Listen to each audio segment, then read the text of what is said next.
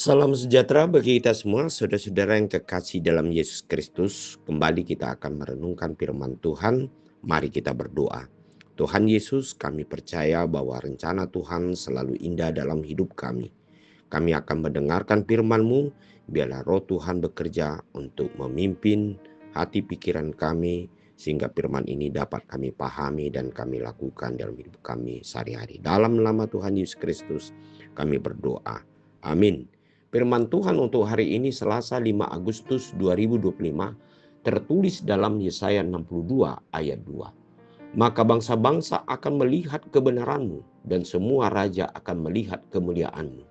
Dan orang akan menyebut Engkau dengan nama baru yang akan ditentukan oleh Tuhan sendiri. Saudara-saudara yang kekasih di dalam Yesus Kristus, ada satu ungkapan yang selalu kita dengar. Apa artinya sebuah nama? Padahal saudara-saudara yang kekasih, dari nama kita dapat mengetahui identitas seseorang.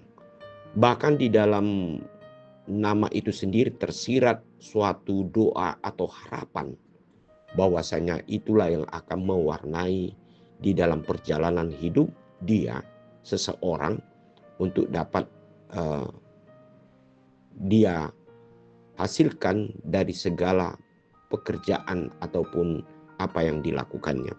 Nah, untuk itu juga firman hari ini dikatakan bahwasanya Allah akan memberikan suatu nama baru bagi umatnya. Pada waktu itu bangsa Israel yang di tengah-tengah kehidupan yang diperbudak oleh satu bangsa, tetapi Allah menyelamatkan mereka. Mereka bukan jadi bangsa yang diperbudak lagi, tetapi mereka sudah bangsa yang diselamatkan oleh Tuhan. Sehingga bangsa ini menerima yang disebut anugerah pengasihan daripada Allah. Hidup kita juga, saudara-saudara yang kekasih, adalah satu hidup yang diperbarui oleh Tuhan melalui darah Yesus Kristus, di mana Allah sendiri telah menjadikan dan mengangkat hidup kita menjadi anak-anak Tuhan, anak tebusan Tuhan, atau anak yang menerima anugerah keselamatan dari Tuhan, dari anak yang tidak menerima warisan dari Allah, atau anak yang disebut anak yang tidak layak di hadapan Tuhan, sehingga kita dilayakkan menjadi yaitu umat pilihan Tuhan, umat yang menerima anugerah dan menerima yaitu kehidupan dari Allah.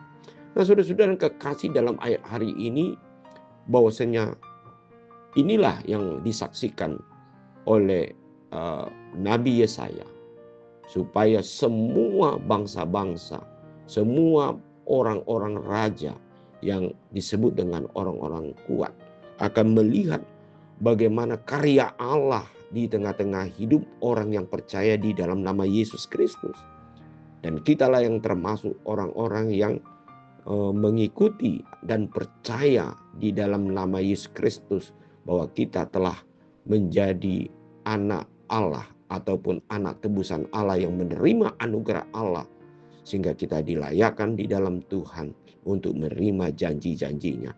Nah, saudara-saudara, inilah nama baru yang diberikan Allah bagi kita, adalah kita adalah umat yang menerima anugerah, atau umat yang menerima warisan, sehingga kita disebut dengan anak-anak Tuhan. Oleh sebab itu, saudara-saudara yang kekasih, marilah kita melihat bagaimana kasih Allah di dalam hidup kita, bahwa Tuhan tidak pernah melupakan kita. Bahkan Dia selalu mengangkat hidup kita di dalam suatu kehidupan yang lebih baik.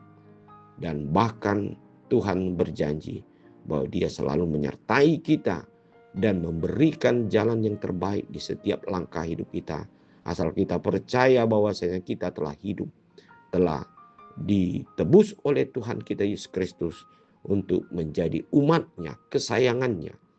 Bagaimana hidup kita dijadikan sebagai anak daripada Bapa yang tidak pernah jauh dari kita dan selalu mengasihi kita. Tuhan selalu memberkati kita.